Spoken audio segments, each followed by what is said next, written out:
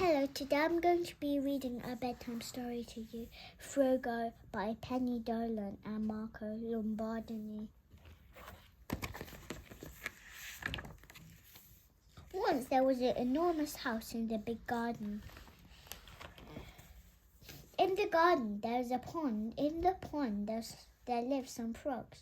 The frogs swam in the cold, deep water.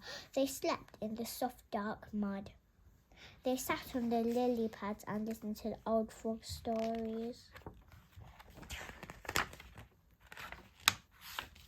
Long ago, said Old Frog with a croak, a beautiful princess lost her gold ball in this pond. A handsome frog got it back, so she kissed him. And then what happened? Called the frogs. But they already knew what happened next. He turned into a prince and he lived in a beautiful palace and sat on a golden throne. Hooray! Shouted all the frogs. They loved to hear the story, but not Frogo. Boring, said Frogo to himself. I would not like to be a prince. I want to be a footballer and run and jump and play, not sit on a throne all day.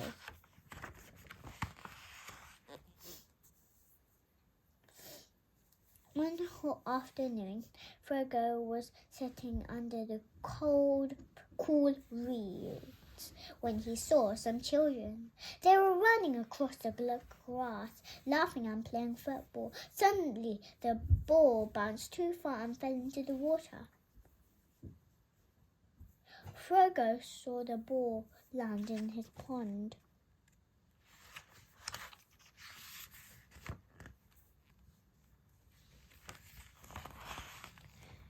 Hello, Frog, one of the children said.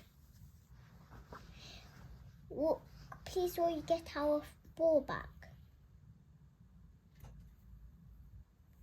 Okay, said Frogo. He dived into the water. There was the ball stuck fast in some weeds.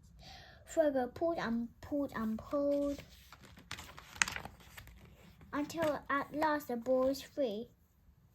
Frogo swam back up with the ball and threw it high into the air. The ball landed on the grass and bounced away. Some of the children chased after it, but one little girl stayed and watched Frogo and sat back on a lily pad. Thank you, little frog, she said.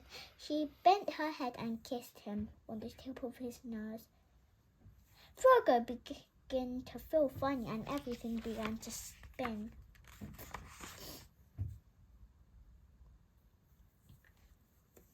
There was a flash of light and suddenly there stood a tall, strong footballer wearing a football kit and boots.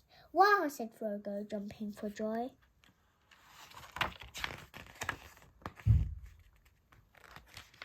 The little girl gave him a big smile. You are great at jumping. Would you like to play football with us? You could play in goal.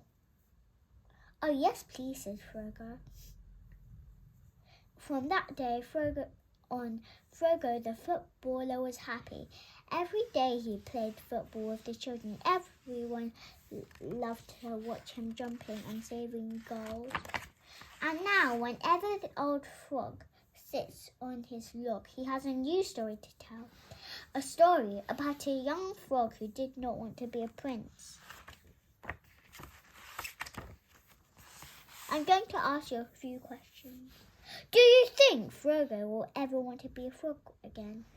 What do you think his frog friends think of him when he becomes a footballer?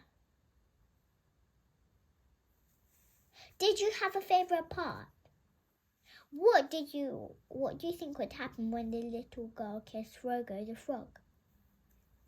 The end. Bye-bye.